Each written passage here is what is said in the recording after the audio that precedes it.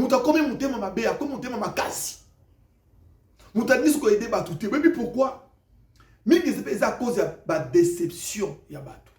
Mouta pèse sur confiance.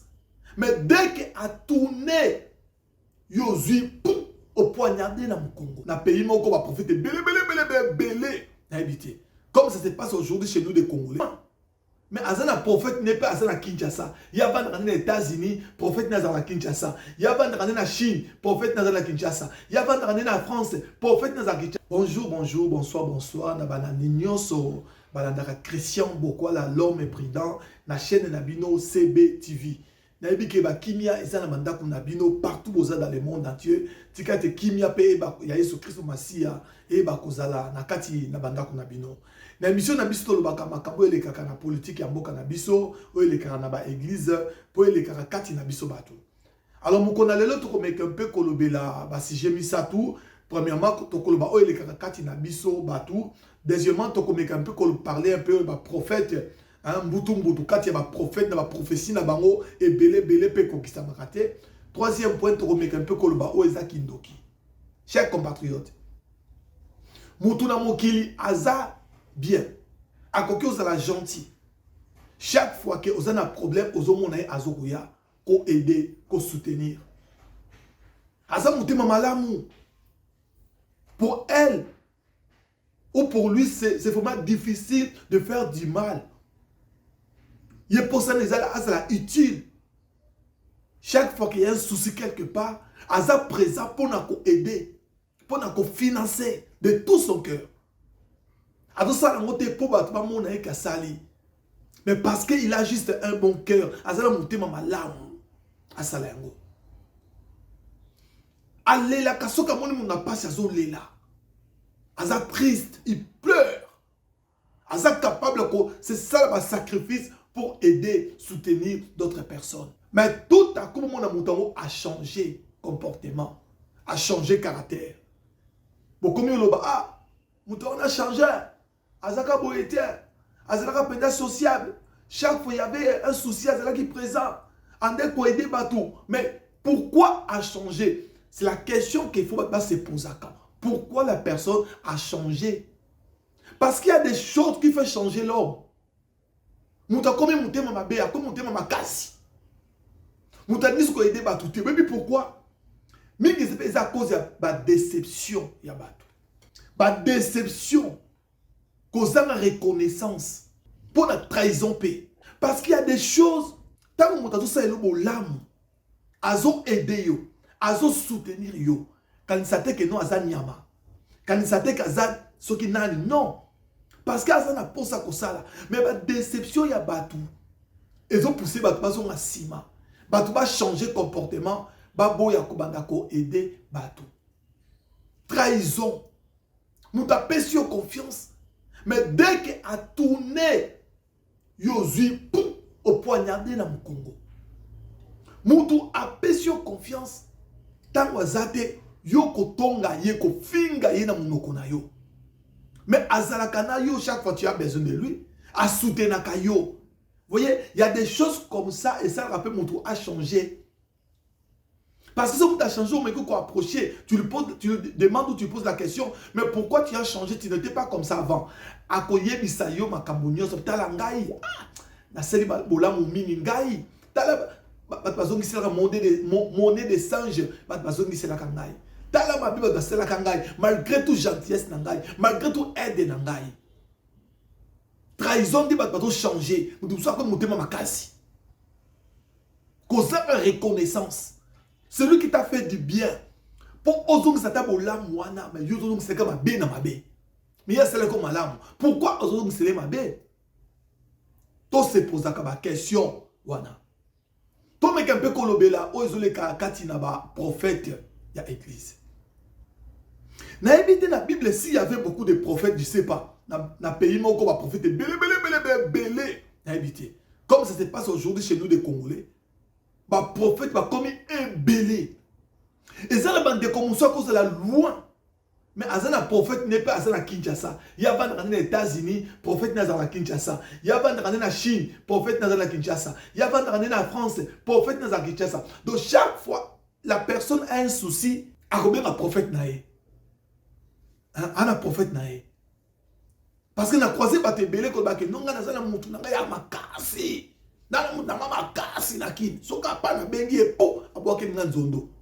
Nde de nisa do ba nzondo. Mingi ba komi ko dinda na eloko wana.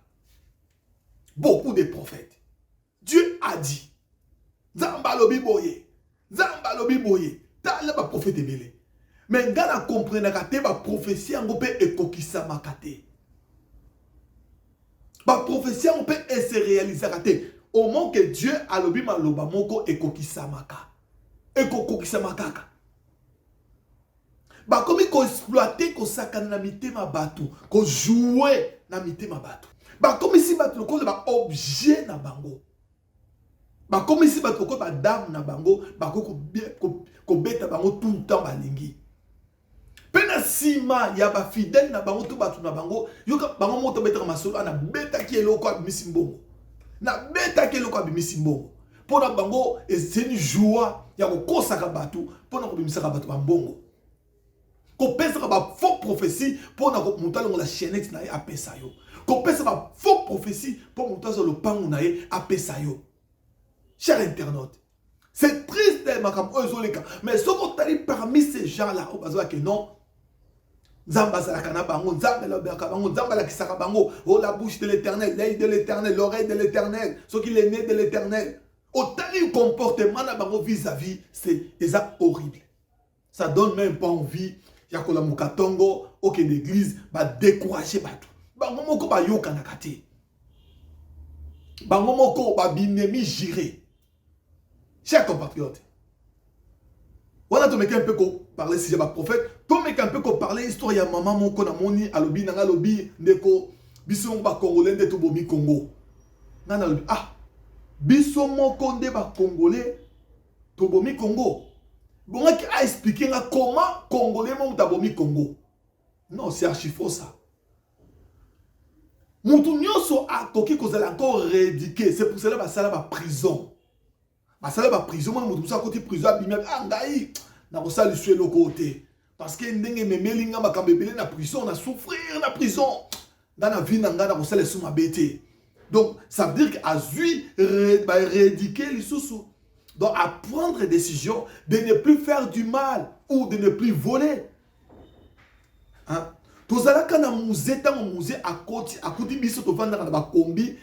To vandi maman mukola vandi awa yo vandi bopanzi makolo musée à côté amoni makambwana chez aliboso to trouver deux personnes musée à côté amoni makambwana alobi à partir de lelo plus jamais deux personnes liboso ya kiti ya transport plus jamais maman to papa to mwana bavanda ka makolo bakabodi makolo be o à côté si boye peuple a respecté. Alors plus jamais on a recevoir Liban dans le marché central, oh ma tête, lemba, c'est fini. Après avoir connu ba film, on a changé qui. Bazaki sur ça la bouzo ba. Même dans le marché central, oui, mais si parce que ce qui va kangio film beaucoup soit devant les gens la lition la la wana di la la wana. Ce que l'homme l'a coupé, l'homme l'a coupé. Vrai gondo ba coupé tayo. Comment na yo moko nie. Qui est comment qui? Ça veut dire que Congolais mboka na été. Félix a eu pouvoir à le couvre-feu. Ba Congolais ba zo respecter couvre-feu.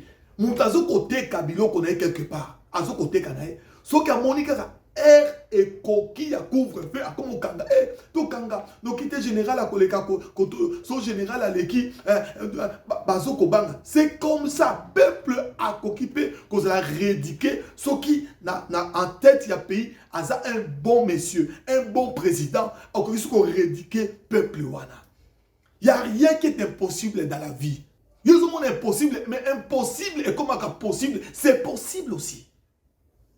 Et ça, Congolais, nous avons mis pays. Donc, on a une image de Zébélé, on a une image de Sony. Parce que ces gens-là vont gouverner le pays, ils ont mérité qu'on boit qu'il y ait zélo, ils Sony. Maï partout. Salité partout. Tous les retards, moko ya construit notre pays. Il y a grave. Bakanivo et Koufi ezate. Maïsouki le bête talandeng sont débordés. Talandeng sont débordés. Pourquoi? Parce qu'il a tête. Parce qu'il y a un gouverneur, il y a Mabé Bazalaki. Parce qu'il y a un ministre, il y a Mabé Bazalaki. Parce qu'il y a un président, il y a Mabé Bazalaki. Bazalaki utile Dieu pour notre nation. Tu comprenez comment sous cher internaute. Comment les mutabomi pays n'a été. Comment les mutabomi pays n'a été. Laissez aller. Il y a une autorité. Tant que laissez aller. Aucune conséquence dans les années. Tant que tu laisses aller, conséquence c'est Rosalani. Nini. Vous connaissez Rosalani Malamou. Mais non, là c'est pour détruire le pays. Donc un pays, mon côté, je ne même pas laisser aller. Loi est la loi. Il faut loi et la appliquer à 100%. Dans mon tout nyonso, dans la catégorie, il n'y a pas tout nyonso. Vous êtes le président, lui est aponayo. Vous êtes le ministre, lui est aponayo. Vous êtes le secrétaire bourgmestre, lui est aponayo. Peuple, lui est aponayo. Vous êtes l'andekoya, loi est aponayo. Chers compatriotes. Pendant que ceux qui s'attendent un peu qu'on parlait sur Bandoki. Donc il y a beaucoup de moi nanaye. Donc il y a colisi moi nanaye. Moi n'attendais ma classe donc il y a nyonkwami. Mais à la fin des comptes, qu'est-ce qui se passe? Aloki moi nawana. Pour moi nana zo musalate. Pour moi nawana bongate. Moi nana tika la kaka nanda kunaye. Aliaka fufu naye. Aliaka biloko naye. Moi nan abimate. Moi na 40 ans zaka te pas à mes parents. Pourquoi? Parce que papa l'ingité, maman l'ingité. Maman zandoki, papa zandoki. Pourquoi pas ndokipe à quoi qu'on pambola moutou? Ndoki. Ou qu'on pambola pété? Au pamboli ba nano ba avancer? Au pamboli misala ba nano ba avancer? Pourquoi ndoki a pambola kate? Pourquoi ndoki a yeko la kaka ko sala mabe? Pourquoi ndoki? Ah, tu comprends. Dans ndoki basé belé, même dans notre pays, il y a aussi des sorciers, des gens comme ça. Leur souhait, bangi jamais comment on a que ces pays puissent avancer. Pour avoir avantage na bango. Que pays ezala kaka na mawa, pays ezala na kolela, pays ezala kaka na pasi, na désordre, ndembo kezala le désordre. Parce que ces gens-là sont là. Chers compatriotes. Et là, on a partagé Mouké Nabino, Yangoyo, c'est votre serviteur, humble serviteur Christian, beaucoup là. L'homme est prudent, beaucoup s'en a été qu'on s'abonner à la chaîne Abisso CBTV. Donc, mon ami Balasima, au revoir.